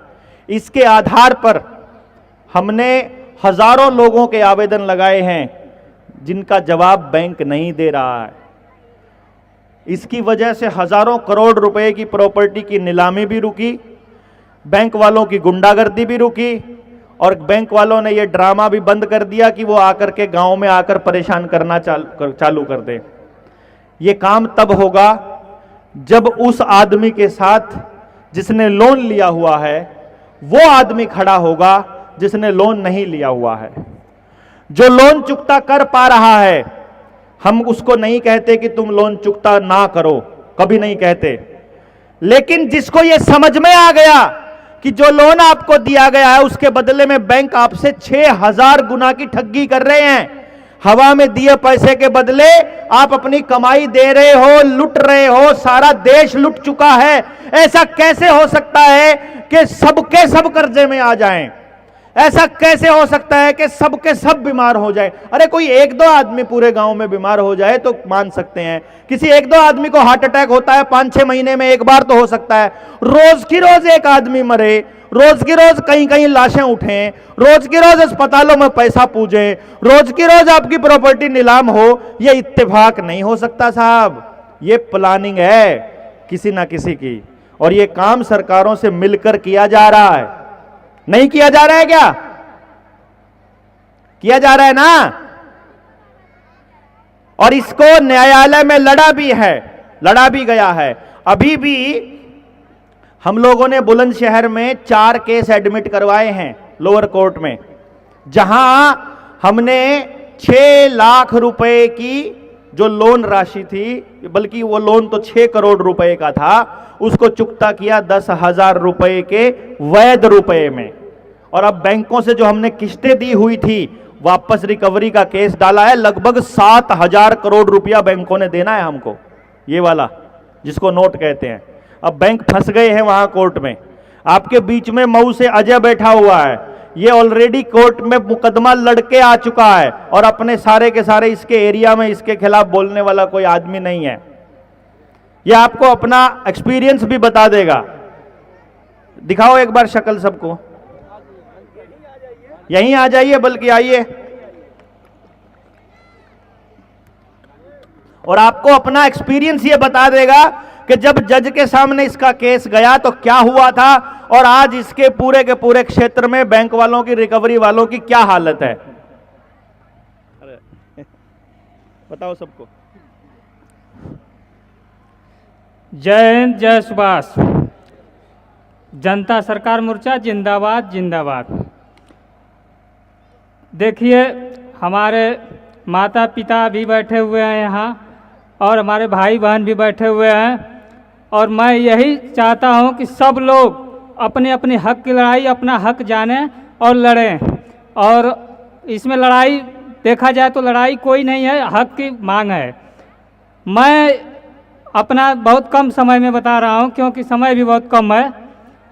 जब मैं 2012 में इस बारे में जानकारी लेना स्टार्ट किया और 2012 के लास्ट में मेरा अप्रैल के महीने में शादी हुआ। उस शादी के बाद मेरे घर की स्थितियाँ बिगड़ती चली गई। मैं जो है 2013 में मार्च के महीने में एक ऑटो रिक्शा लोन करा रखा काशी गोमती संयुक्त ग्रामीण बैंक से, और काशी गोमती संयुक्त ग्रामीण बैंक ने लोन तो 1,37,000 रुपये का कर दिया, जिसकी EMI मैंने 6 महीने तक पेड कर पाया। उसके बाद ऑटो की हालात ख़राब होने लगी, मैं उसमें परेशान हो गया। परेशान होते होते इतना बेबस हो गया कि घर परिवार भी टूटने लगा, माता पिता भी रूठने लगे। बच्चे नहीं थे, उससे तो थोड़ा शांति थी कि बच्चे नहीं हैं, लेकिन तब तक 2016 में RC जारी हो गया। नोटिस पर नोटिस आता गया ग्रामीण बैंक द्वारा, और 2016 में जब RC जारी हो गया, तहसील से अमीन आने लगे और अमीन द्वारा धमकियां दी जाने लगी। उसके बाद जब धमकी पे धमकी मिलने लगी, मैंने 3 दिन तक घर छोड़ दिया। 3 दिन बाद मैंने लग गया और इसके बारे में ढूंढने लगा कि आखिर ये रुपया की सच्चाई है क्या, रुपया है क्या। तो मैं जिस समय विद्यालय में पढ़ता था, विद्यालय भामाशाह उच्च माध्यमिक विद्यालय, जिसमें मेरे पिताजी चपरासी हुआ करते थे किसी समय में, और कुछ ही दिन बाद मेरे पिताजी को भामाशाह विद्यालय से निकाल भी दिया गया। और मैं उसी विद्यालय में पढ़ते वक्त रुपए पर मैं ये पढ़ता रहा कि मैं धारक को रुपया अदा करने का वचन दिया गया है। ये क्यों दिया गया है, मेरा बचपन से ही ये था, लेकिन इसकी पूरी जानकारी नहीं हो पा रही थी, जिसके कारण मेरी मांगे और बैंक से सवाल अधूरा रह करते थे। तो जब मेरे ऊपर समस्या आई तो मैंने 3 दिन घर से गायब हुआ और दूसरों के मोबाइलों में सर्च करके रुपए का इतिहास जाना। रुपया के इतिहास क्या है, बैंकों की माया जाल क्या है, उसमें निकल करके आया कि रुपए का आविष्कार शेरशाह सूली द्वारा किया गया था, जो चांदी का सिक्का, जिसको 1 तोला कह लीजिए, 1 तोला उसका वजन था, और 10 चांदी के सिक्के के बराबर 1 सोने का सिक्का, जिसे मोहर कहा जाता था, वो मोहर हुआ करता था। तो 10 चांदी के सिक्के हैं, तो 10 चांदी के सिक्के बराबर 1 मोहर होती थी, जो 1 तोला। तो 1 तोला मोहर का इस समय कीमत वर्तमान समय में 80,000 है। तो 80,000 रुपया 10 रुपये के बराबर है। भारतीय रुपया देखा जाए तो 10 रुपया के बराबर आज की जो पेपर करेंसी है वो 80,000 रुपये के बराबर है। तो उसी चीज़ को मैंने निकाला और RTI जो है कि हमने किसी से सलाह लिया, एक पड़ोस के लोग हैं, उनसे हमने सलाह लिया, तो उन लोगों ने सलाह दिया कि नहीं ठीक तो है, लेकिन करके देख लो। कुछ सहयोग उन्होंने किया, जिनका हम नाम नहीं ले सकते हैं क्योंकि यहाँ पर आए भी नहीं हैं। और RTI मैंने फाइल किया तहसीलदार महोदय को, और काशी गोमती संयुक्त ग्रामीण बैंक को RTI फाइल किया। तो उसमें RTI में जवाब आया कि आपके द्वारा मांगी गई सूचना ही नहीं है। और उसमें हमारी RTI में था कि क्या आप भारतीय रिजर्व बैंक को भारतीय बैंक मानते हैं, हाँ या ना में जवाब दें। दूसरा मेरा था क्वेश्चन, बिंदु संख्या 2 था कि आप जिस रुपए में प्रतिदिन लेन देन करते कराते हैं, क्या वह भारतीय रुपया है, यदि हाँ तो उसका मानक मूल्य धातु यूनिट स्टैंडर्ड क्या है, प्रार्थी को उपलब्ध कराया जाए। तीसरा क्वेश्चन मेरा ये था कि आरबीआई की स्थापना करने वाले शासक सम्राट रूलर की प्रमाणित ID फोटो छाया प्रति उपलब्ध कराई जाए।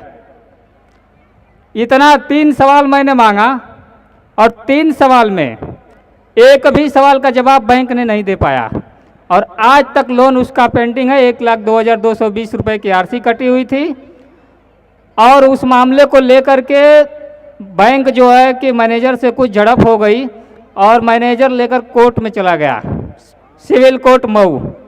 और सिविल कोर्ट में जाने के बाद अब खेला करना चालू कर दिया। उसने मुकदमा किया तो जब सम्मन आया तो हम भी डरे हुए थे, लेकिन गए और वहाँ तारीखें पड़ी और तारीख पड़ती गई। हमने वहाँ जो है कि जब जब बुलाया गया तब तब गए। उसके बाद जो है कि एक दिन ऐसा आया जिसमें बैंक के वकील थे श्रवण कुमार राय, सरकारी वकील थे, और जिस वकील का वकालतनामा लगा हुआ था वह वकील डरा हुआ था, कह रहा है भैया मेरा तो वकालतनामा लग गया, मैं बोलने के काबिल नहीं हूँ। ने कहा कि कोई उपाय ढूंढिए, अब तो मरता क्या नहीं करता, मैं कुछ भी करने के लिए तैयार हूँ। उसके बाद हमने अपने परिवार को जो है मायके भेज दिया, तुम जाओ, मैं क्या करूँगा, इससे तुमसे कोई मतलब नहीं है। उसके बाद जब मैं चला गया बैंक में, मुझे अवसर मिला और वह वकील साहब ने मेरे साथ इतना अच्छा सहयोग किया मेरा कि कोर्ट की फीस जमा करके मुझे खड़ा कर दिया गया कि मेरा वकील खुद जो है बहस करने के लिए तैयार है। हमने गया तो पूछा गया, बैंक द्वारा पूछा गया हमसे कि तुमने तो पब्लिक का पैसा लिया है और दिया नहीं, तुम अपराधी हो। हमने कहा सर ये सिविल का मामला है या अपराध का, रुपया लेकर के दे नहीं रहे हैं तो क्या हम अपराधी हैं? कभी नहीं। ये तो सिविल का मामला है ना कि अपराध का मामला है? यदि अपराध का मामला है तो कत्ल करने वाला सिविल में आएगा क्या? नहीं ना।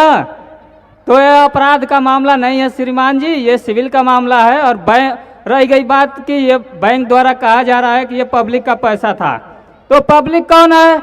मैं हूं ना, मैं पब्लिक हूं, मेरा पैसा है, तो फिर कैसा मांग रहे हो? क्यों अपील किए हो? यहाँ नहीं करना चाहिए तुम्हें। तो कह रहा है कि ठीक है, तो जो पैसा तुम लिए हो उसको कह रहे हो कि यह ब्रिटिश इंडिया गवर्नमेंट की पेपर करेंसी है।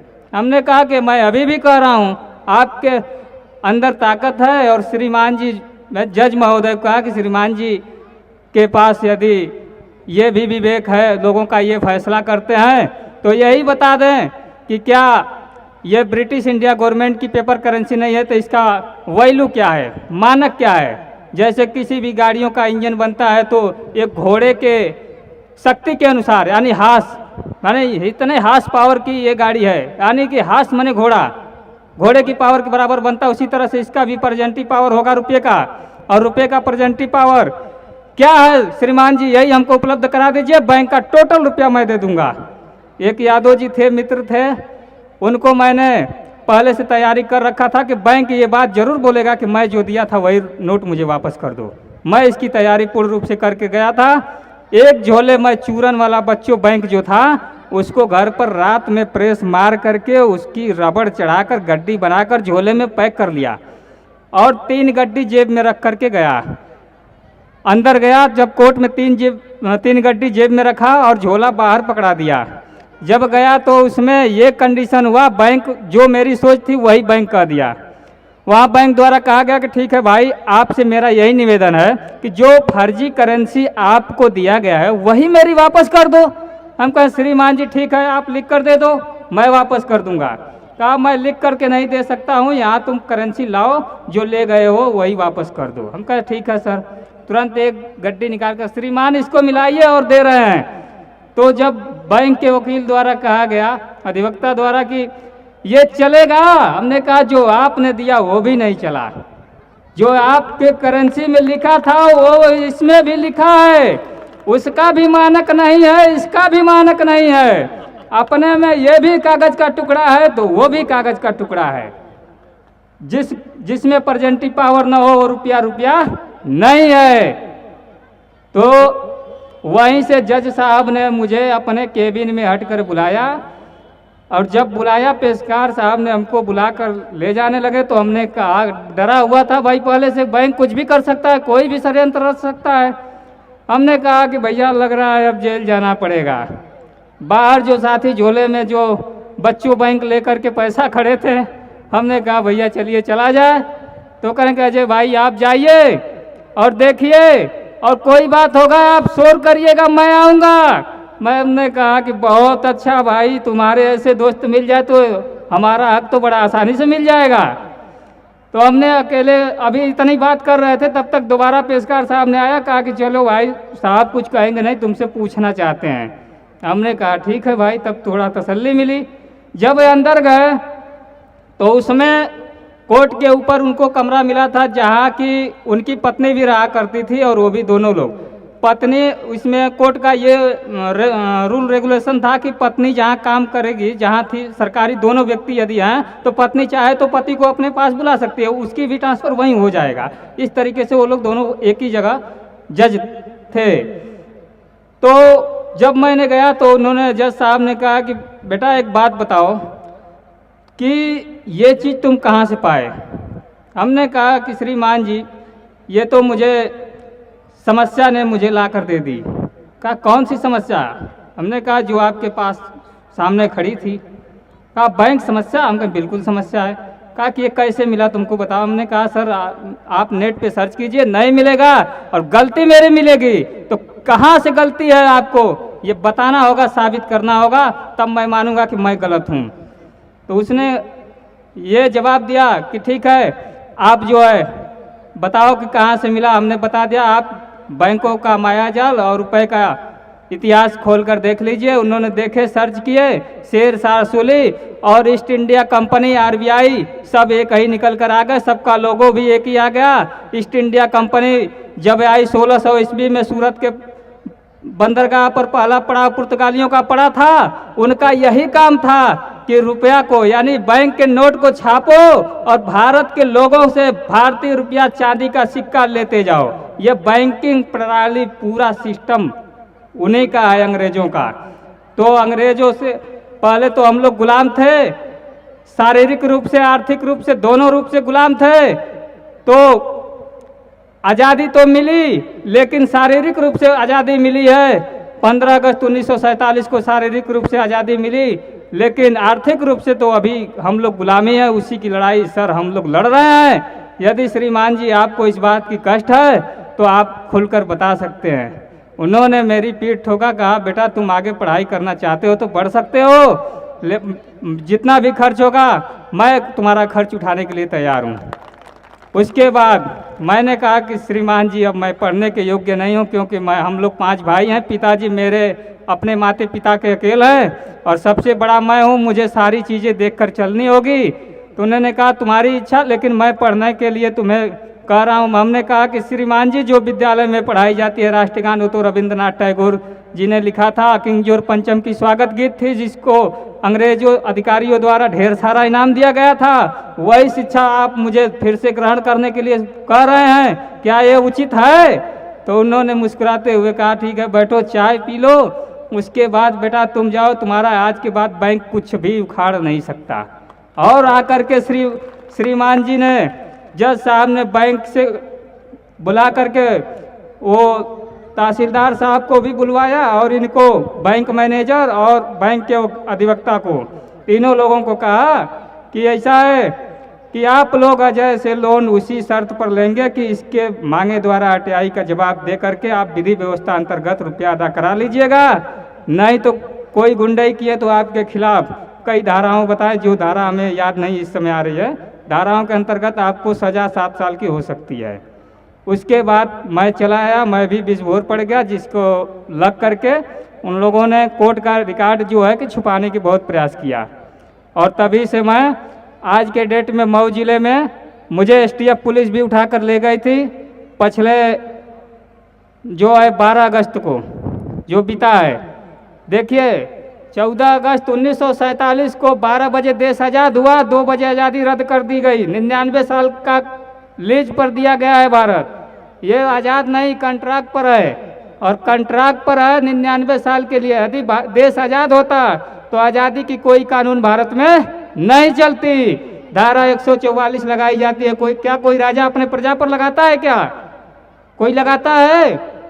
ये अंग्रेज अधिकारियों ने इस धारा का प्रयोग किया था लोकतंत्र सेनानियों पर काबू पाने के लिए, और आज भारत में वही हो रहा है। आज सबके ऊपर लगाया जा रहा है वही अंग्रेजी धारा। और आरबीआई कहती है, फिर इस समय वर्तमान समय में जब मैं आरटीआई लोगों का लगाया, ये माइक्रो फाइनेंस वाले तंग कर रखे थे, किसी के माँ बहन के साथ कोई भी गाली गुप्ता हरकत करने लगते थे। एक बार मैं अपने घर पर छत पर सोया था और आकर के माइक्रो फाइनेंस वाले ने रात को दरवाज़ा खटखटा दिया बगल वाले का। हमने कहा भैया जाओ, सुबह में तुम्हारा पैसा चाहिए, आकर मांग लेना, ले लेना, क्यों डिस्टर्ब कर रहे हो, हमें भी डिस्टर्ब कर रहे हो कि सोने नहीं दे रहे हो। कहा तुमसे क्या मतलब, तुम कौन होते हो। कह रहे यार मैं पड़ोस के आदमी हूँ, मैं इसमें भी पूछने वाली बात है, मैं कौन हूँ। कहा तुम ही पैसा दे दोगे। हम कहे बिल्कुल दे देंगे, बताओ कितना चाहिए। कहा कि ऐसा है कि पूरा पैसा तुम कल व्यवस्था, हम कहे 1 हफ्ते का समय दो, तुम आकर ले लेना। कहा लिख कर दो। हम कहे लिख कर ले लो, दे दिया। उसके बाद सुबह में पड़ोस वाले से कहा कि भैया ऐसा है कि एक काम करो कि तुम हमारे साथ लड़ने के लिए तैयार हो, खड़ा होने के लिए तैयार हो, तो मैं तुम्हारा कर्जा अदा कर दूं, ऐसी ऐसी बात है रात में। कहा हाँ भैया ये तो है।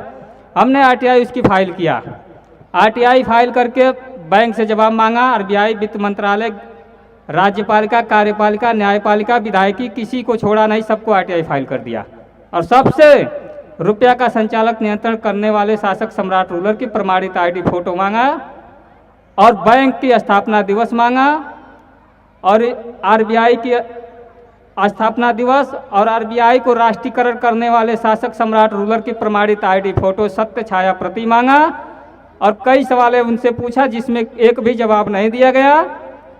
और जो है आज के डेट में उसी मामले को लेकर के हमको 12 अगस्त 2024 को उठाया गया था एसटीएफ पुलिस लगा करके, छोटी मोटी पुलिस ने। मैं बहुत बड़ा अपराधी हूँ, यदि कोई भी सवाल यदि पूछ दिया जाए आज के भारत सरकार से तो बहुत बड़ा अपराधी हो जाएगा।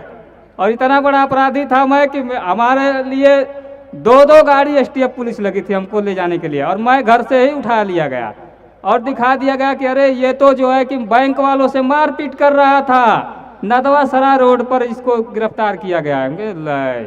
तो बनाया गया काम। हमने कहा चलो ठीक है। फिर हमने आया कोर्ट में मुकदमा दाखिल कर दिया कि हमको ये जो मुकदमा लिखा गया है ये मुकदमा सरासर गलत है, हमको घर से उठाया गया है। उसके बाद जो है कि अब कोर्ट ने संज्ञान लिया है और सारे लोगों से, जिला के एसपी से भी बहुत जल्द सवाल जवाब कोर्ट करने वाली है।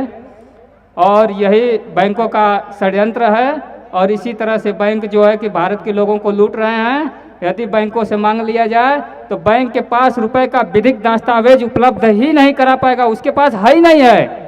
बैंक आरबीआई एक्ट 1934 के प्रावधानों के अनुसार पेपर करेंसी जारी करती है, ये मुझे लिखित दस्तावेज उपलब्ध कराई है। और 1934 में जब ये प्रावधान लेकर के करेंसी जारी करती है तो देश तो आज़ाद हुआ 1947 में ना,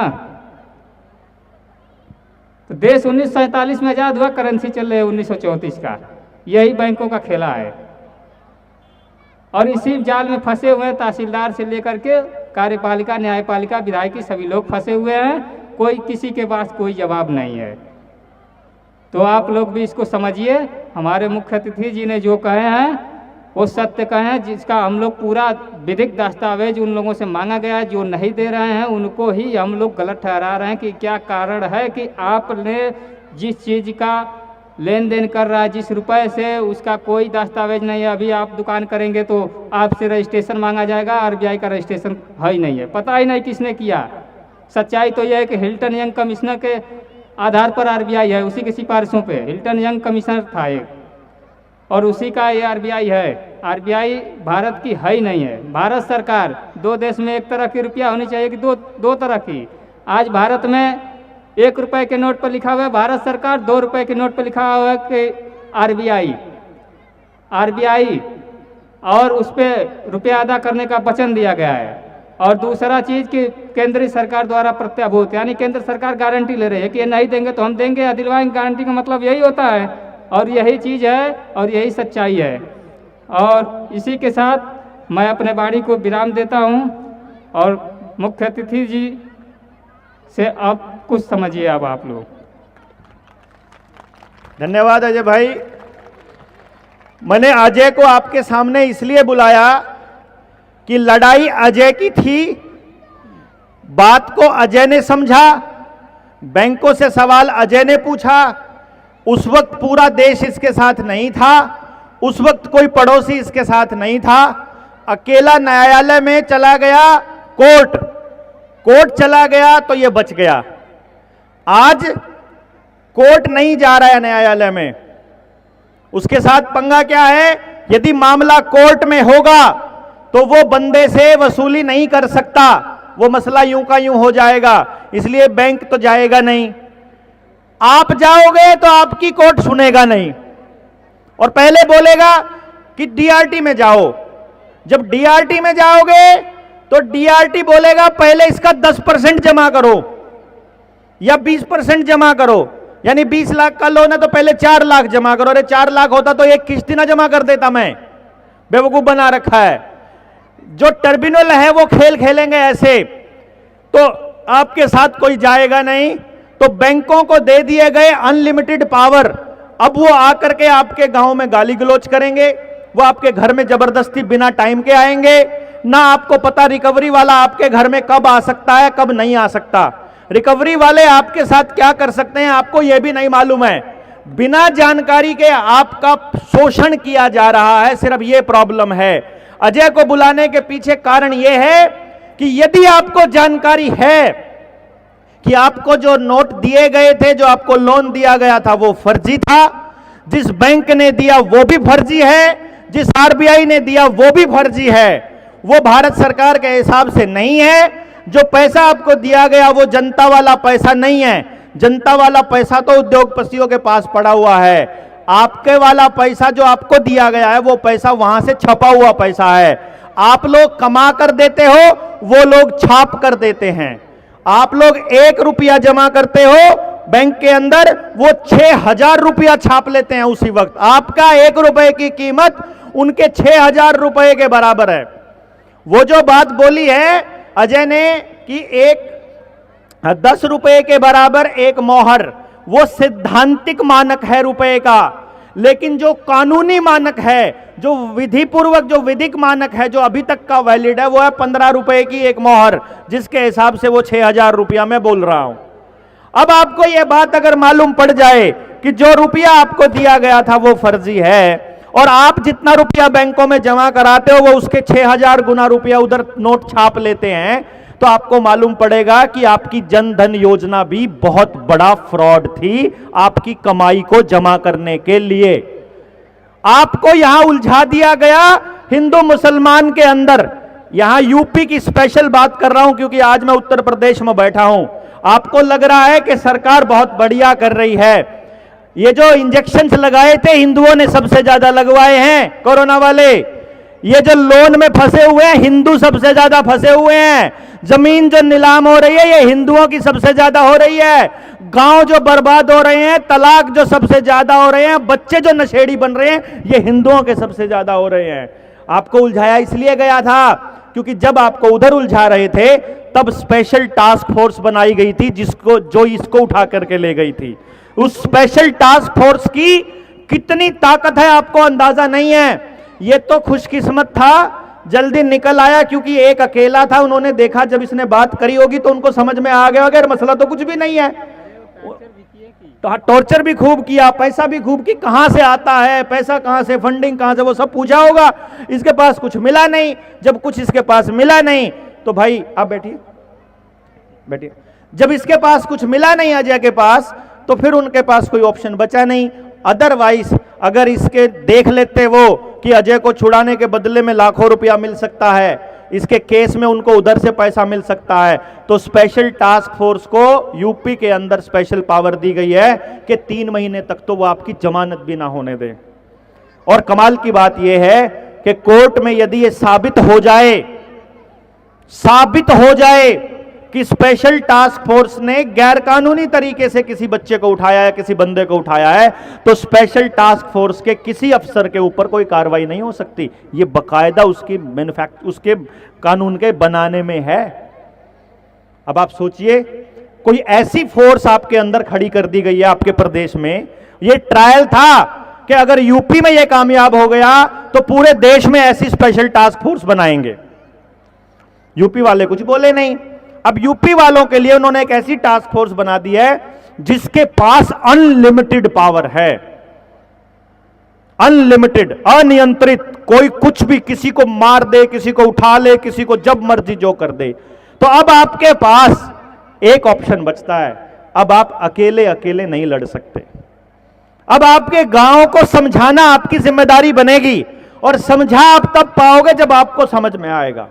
मैं आपको एक बात बता रहा हूं, किसी की उम्र यहां बैठे हुए 30 साल है और कोई यहां 60-65 साल का भी बैठा है। जो बुजुर्ग बैठे हैं उन्होंने, या जो जवान बैठे हैं उन्होंने अपने मां बाप से कभी एक लाइन सुनी होगी कि बैंक उतने ही रुपए छाप सकता है जितना उनके पास सोना होता है। यह लाइन किस किस ने सुनी है? हाथ खड़ा करके बताओ। ये इन लोगों ने सुनी है, इन्होंने नहीं सुनी। देखो कमाल की बात, आप में से भी बहुत कम लोगों ने सुनी है, लेकिन इन बच्चों को पता ही नहीं है कि जो ये रुपया छप रहा है इसके बदले में सोना होता है। आजकल के बच्चे मोबाइल से जो पेमेंट करते हैं उसी को रुपया सोच रहे हैं। जो डिजिट भेज रहे हैं ना एक दूसरे को, वो उसी को रुपया सोच रहे हैं। हम भी सोच रहे हैं कि अब अपने मोबाइल से जो भेज रहे हैं वो रुपया है। रुपया तो कहीं और रखा है, जितना उनके पास रिजर्व रखा है रुपया तो वो है। समझे कि नहीं समझे? ये जो जेब में है ये रुपया नहीं है, ये नोट है। इस नोट के बदले का रुपया रखा है। अब सोचो आपकी जिंदगी, मान लो किसी की 50 साल हो गई या 40 साल, 40 साल से जेब में रखे हुए इस नकली नोट को असली धन समझ रहे थे, और इसी के लिए परिवार छोड़ा, इसी के लिए दोस्तों को धोखा दिया, इसी के लिए समाज में सारा गड़बड़ किया, और अब पता चले आपको कि पिछले 40 साल से आपका उल्लू बनाया जा रहा था। हमारा खुद का ही जमीर ऐसे कर, यार नहीं, ऐसे नहीं हो सकता यार। ऐसे कैसे हो सकता है कि 40 साल से हमको बेवकूफ बनाया जा रहा है? अरे 40 साल से नहीं भाई, 1934 में बना था आरबीआई, 90 साल हो चुके हैं पूरे देशवासियों को बेवकूफ बनाते हुए। और ये लूट का धंधा इतना तगड़ा है, आप इस किताब पे जाओगे ना, मैं आपको पेज नंबर सहित बताता हूं। हमने इस किताब में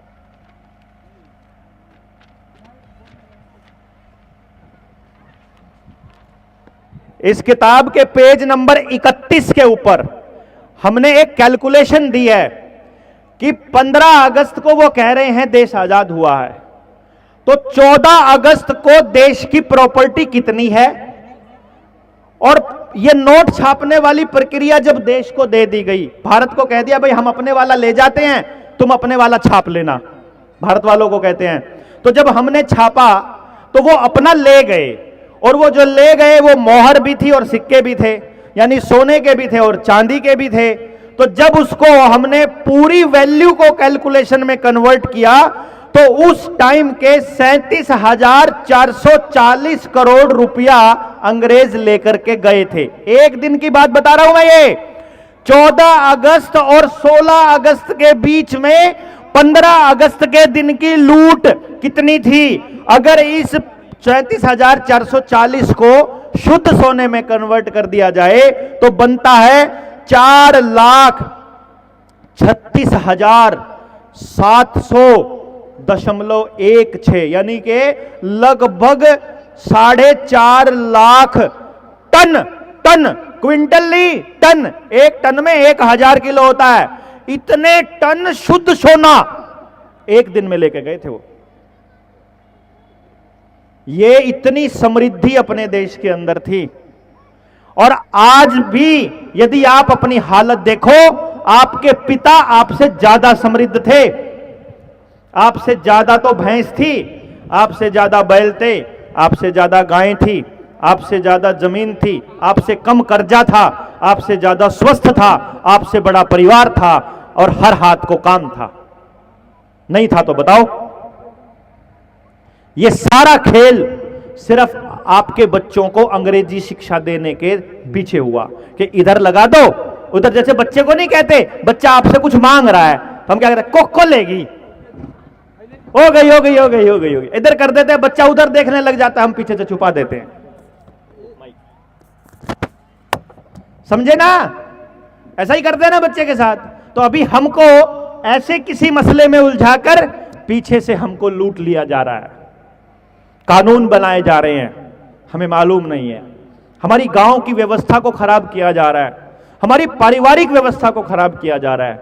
ये सारा खेल सिर्फ एक ही चीज की वजह से कि आपको समझ नहीं आ रहा, आपको पता नहीं चल रहा, गांव का कोई वकील आपको समझा नहीं रहा, स्कूल का कोई मैनेजमेंट, स्कूल के प्रिंसिपल आपको समझाने के लिए इतना बड़ा कार्यक्रम आयोजन कराएं, मैं तो सोच भी नहीं सकता था। लेकिन अगर किसी स्कूल ने अगर इतना बड़ा काम किया है, मैं समझता हूं पूरे गांव को आकर के उस स्कूल का समर्थन करना चाहिए और ऐसे लोगों को समझाना चाहिए कि भाई उस स्कूल के अंदर असली शिक्षा देने की बात हो रही है। और रुपए के मसले को इन बच्चों को समझाया जाना चाहिए, इनके सारे टीचर्स को समझाना चाहिए कि भाई असल रुपया ये है, बड़ा होकर तुम में से किसी एक को सुभाष बनना है, तुम में से ही किसी को भगत सिंह बनना है, तुमको ये आजाद बनना है, तुमको ये अशफाक उल्लाह खान बनना है। तुम ही बचाओगे आने वाली पीढ़ियां, जो अगले बच्चे हैं ये नॉलेज के दम पर बचाएंगे। और जितनी मेरी माताएं बैठी हैं, जितने मेरे बुजुर्ग बैठे हैं, जो कर्जे के अंदर पूरा गांव अगर नीलाम है, मैं ये कहता हूं कि अगर इस बात की समझ आपको आ गई है तो जिन लोगों को समझ है, जैसे बाबूलाल जी बैठे हैं, अमर भाई बैठे हैं, इनको पकड़ लो, बैठ करके इनको पकड़ो और इनको बताओ कि भाई हमारे पास इतना कर्जा है। तो एक काम करते हैं, सारे गांव को बैठकर ये समझा देंगे आपको, बैठ करके अपने निडर इंडिया चैनल है यूट्यूब के ऊपर, उसके ऊपर रुपए वाले मसले की बहुत सारी वीडियोज हमने डाली हैं, उस पर जाकर के समझ लीजिए। आवेदन की कॉपी आप इनसे ले लीजिए, जनता सरकार मोर्चा के साथियों से ले लीजिए।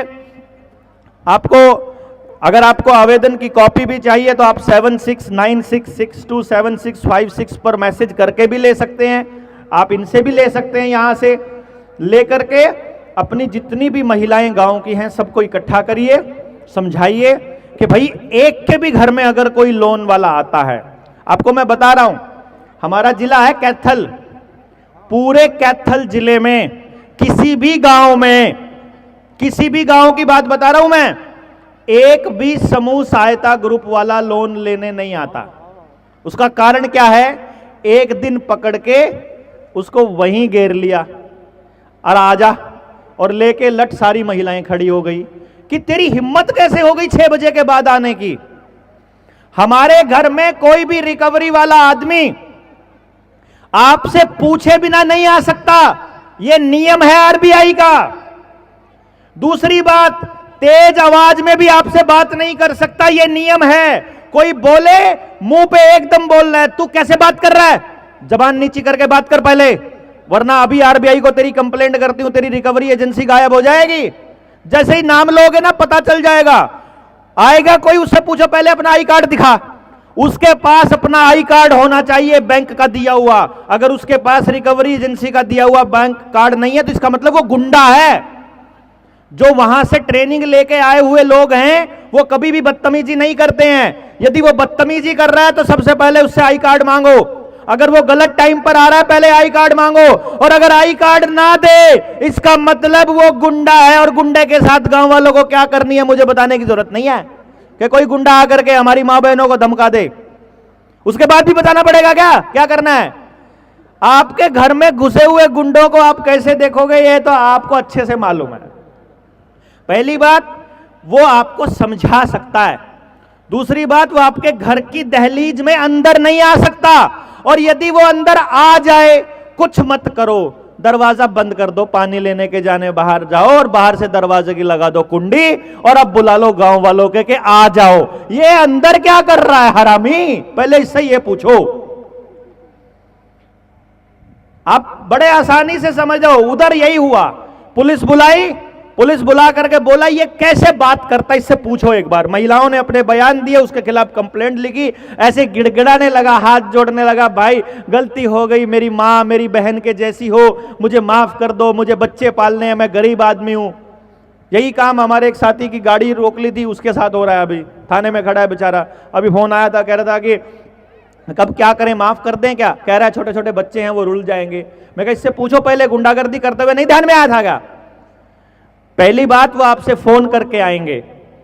तेज आवाज में आपसे बात नहीं कर सकते। 9 बजे से लेकर और 6 बजे तक ही फोन कर सकते हैं। 6 बजे के बाद कोई फोन कर रहा है तो उसको बोलिए तेरी हिम्मत कैसे हो गई फोन करने की इस टाइम पे, दफ्तर का टाइम खत्म हो चुका है। आपसे अपॉइंटमेंट लेके आएंगे तो सीधी भाषा में बात करेंगे। आपके पास पैसा नहीं है तो जबरदस्ती नहीं कर सकते। उसको बोलिए हो जाएगा तो दे देंगे, नहीं तो नहीं, नहीं तो जो तुमसे बनता है कर लो। और एक चिट्ठी भेज दो।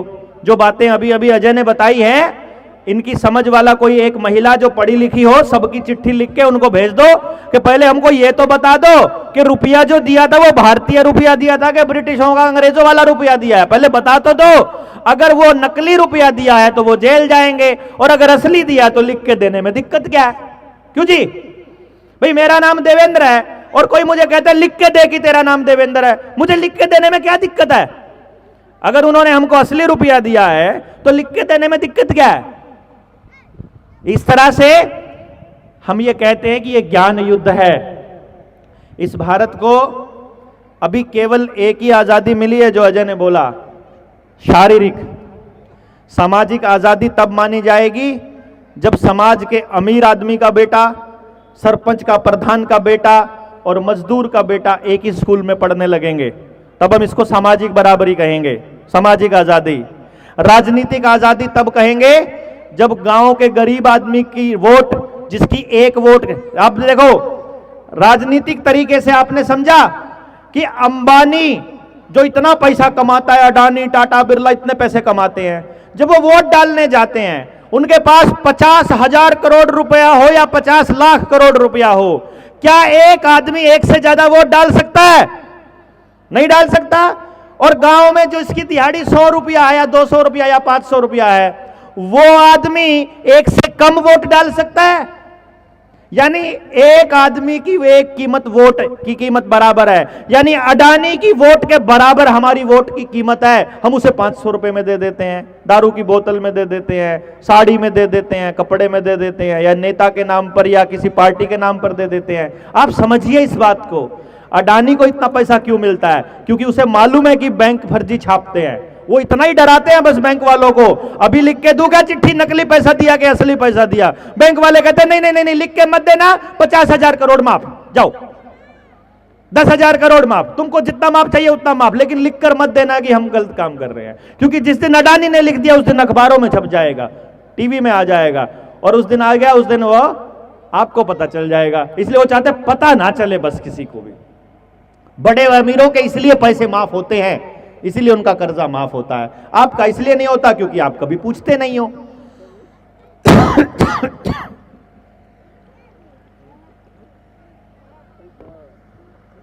तो हम ये कह रहे हैं कि ये ज्ञान युद्ध है।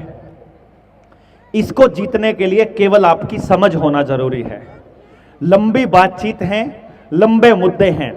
यदि आपको यह पूरा मसला समझना है तो इसका एक ही तरीका है, आप मीटिंग्स को और ज़्यादा से ज़्यादा बढ़ाइए। जिनको समझ है उनको आसपास के लोगों को बुलाइए, बुला करके इस मसले पर आगे बढ़िए, और एक एक व्यक्ति दूसरे आदमी के साथ खड़ा होना शुरू कीजिए। सामाजिक मुद्दों के ऊपर जब तक घर घर में चर्चा नहीं चलेगी, तब तक इस बात को, तब तक इस पूरे के पूरे प्रकरण को आंदोलन का और क्रांति का रूप नहीं दिया जा सकता। तब तक हम एक एक आदमी को कर्ज मुक्त नहीं कर सकते।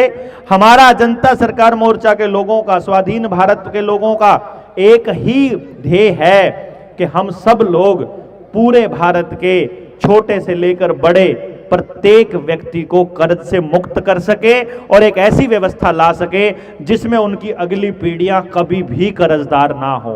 संपूर्ण व्यवस्था परिवर्तन की ये लड़ाई हम आप सब लोगों के सहयोग से ही पूरी होगी, ऐसा मेरा मानना है। आप सब लोग इस समझ की इस लड़ाई में आगे बढ़ेंगे और हम लड़ने वाले लोगों का साथ देंगे, ऐसी कामना के साथ मैं अपनी आज की बात यहीं समाप्त करता हूं। जय हिंद, जय भारत।